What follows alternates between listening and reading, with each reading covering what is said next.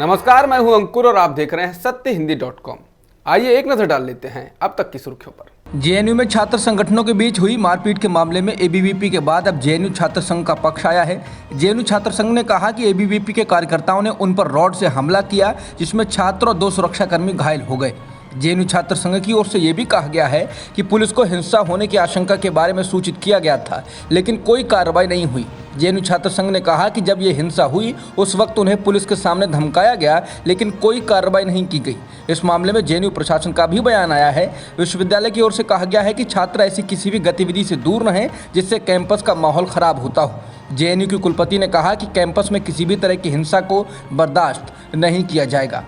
JNU में कथित रूप से नॉन-वेज खाने को लेकर छात्रों के बीच हुई मारपीट के मामले में एबीवीपी ने सोमवार को अपना पक्ष रखा। एबीवीपी के जेएनयू इकाई के अध्यक्ष रोहित कुमार ने प्रेस कॉन्फ्रेंस कर कहा कि एबीवीपी को नॉन-वेज खाने को लेकर कोई आपत्ति नहीं है। उन्होंने दावा किया कि रविवार को कॉलेज के हॉस्टल में रखी गई रामनवमी की पूजा को न होने देने की साजिश रची गई थी। रोहित कुमार ने कहा कि वामपंथी संगठनों को हिंदू त्योहारों को मनाए जाने पर आपत्ति थी। उन्होंने कहा कि जेएनयू के कई हॉस्टल में रविवार को चिकन बना था। एबीवीपी नेता ने कहा कि रामनवमी से एक दिन पहले उन्हें धमकी मिलने लगी थी कि रामनवमी की पूजा के दौरान हड्डियां फेंक दी जाएंगी और वामपंथी छात्र संगठनों ने पूजा को रोकने के लिए एक फर्जी नोटिस भी भेजा था।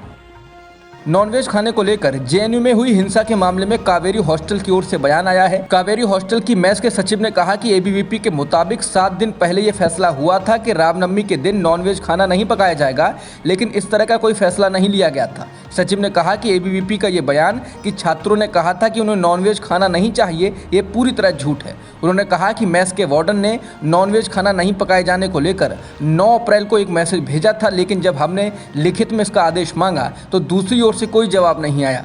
कावेरी हॉस्टल यूनियन के अध्यक्ष ने भी कहा कि एबीवीपी रामनवमी के दिन नॉनवेज खाना नहीं पकाए जाने को लेकर झूठ बोल रही है। इस तरह का कोई भी फैसला नहीं लिया गया था।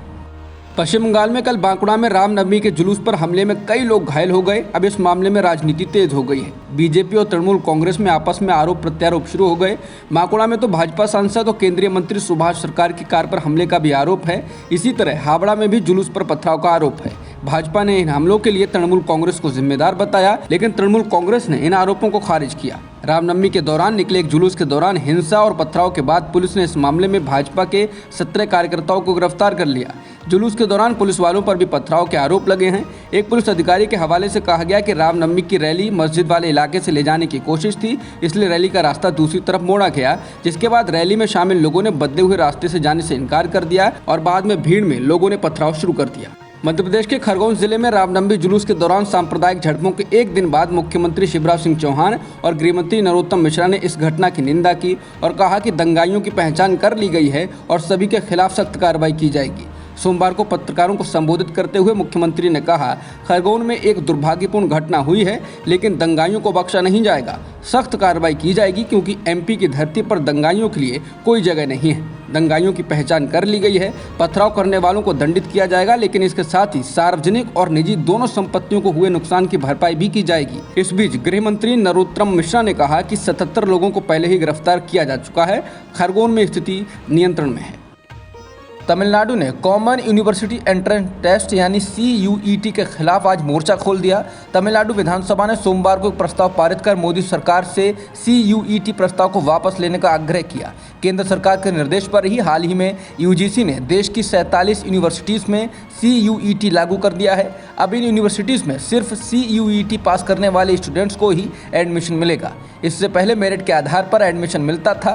CBSE की परीक्षाओं में दक्षिण भारत के स्टूडेंट्स अच्छे मार्क्स लाते थे और उनका एडमिशन दिल्ली समेत देश की जानी मानी सेंट्रल यूनिवर्सिटीज में आसानी से हो जाता था, लेकिन मोदी सरकार ने उस व्यवस्था को अब खत्म कर दिया है। अब मेरिट की जगह CUET के नतीजे से मिले मार्क्स का महत्व होगा। तेलंगाना के मुख्यमंत्री के चंद्रशेखर राव ने केंद्र सरकार की धान खरीद नीति के खिलाफ सोमवार को दिल्ली में धरना दिया, जिसमें किसान नेता राकेश टिकैत भी शामिल हुए। इस दौरान तेलंगाना के मुख्यमंत्री और तेलंगाना राष्ट्र समिति के अध्यक्ष के चंद्रशेखर राव ने केंद्र सरकार को किसानों और कृषि के मुद्दे पर खुली चुनौती दी और कहा कि जल्द से जल्द नई कृषि नीति लेकर आओ, वरना हम सत्ता से हटा देंगे। चावल खरीद के मुद्दे पर नई दिल्ली में पार्टी नेताओं के साथ विरोध प्रदर्शन कर रहे केसीआर ने कहा कि पीएम तो माफी के सौदागर हैं। उन्होंने कहा कि तेलंगाना कहता है किसान भीख नहीं मांग रहे हैं, बल्कि हक मांग रहे हैं। नई कृषि नीति बनाइए, नहीं तो हम हटा देंगे। केसीआर ने कहा, हम इतना कमजोर नहीं हैं कि किसानों को गंगा में ढकेल देंगे। केंद्र पर हमलावर केसीआर ने कहा कि ये षड्यंत्र वाली सरकार है। उन्होंने पूछा, सरकार के पास धन नहीं है या मोदी सरकार का मन नहीं है? उन्होंने कहा, किसानों का साथ नहीं देने वाले पीएम, आपको शर्म आनी चाहिए। इस दौरान उन्होंने केंद्र सरकार को 24 घंटे का वक्त दिया। जांच एजेंसी ईडी ने सोमवार को कांग्रेस के वरिष्ठ नेता मल्लिकार्जुन खड़गे से नेशनल हेराल्ड मामले में मनी लॉन्ड्रिंग के आरोपों को लेकर पूछताछ की है। राज्यसभा में विपक्ष के नेता खड़गे को ईडी ने समन भेजकर पूछताछ में शामिल होने को कहा था। दरअसल नेशनल हेराल्ड मामले में कांग्रेस अध्यक्ष सोनिया गांधी और सांसद राहुल गांधी पर भ्रष्टाचार के आरोप लगाए गए हैं। बीजेपी के सांसद सुब्रमण्यम स्वामी ने कहा था कि 90 करोड़ की प्रॉपर्टी को कौड़ियों के दाम में हथिया लिया गया। तेल की कीमतों में लगातार बढ़ोतरी के बीच पश्चिम बंगाल के राज्यपाल जगदीप धनखड़ ने लोगों को सुझाव दिया है कि वो तेल के इस्तेमाल में कमी लाएं ताकि कीमतों को बढ़ने से रोका जा सके। इंडियन ऑयल कॉरपोरेशन और दूसरी ऑयल मार्केटिंग कंपनियों की ओर से आयोजित एक कार्यक्रम में धनखड़ ने कहा कि सबसे अच्छा एंटीडोट है कि हर बार कीमतों में इजाफे के साथ इसके इस्तेमाल को कम करना। ऊर्जा के इस तरह के कम उपयोग से धरती और देश की अर्थव्यवस्था को मदद मिलेगी। बता दें, इस वक्त पश्चिम बंगाल में पेट्रोल की कीमत 115 रुपये से ज़्यादा है और डीजल 99 रुपये 83 पैसे प्रति लीटर बिक रहा है।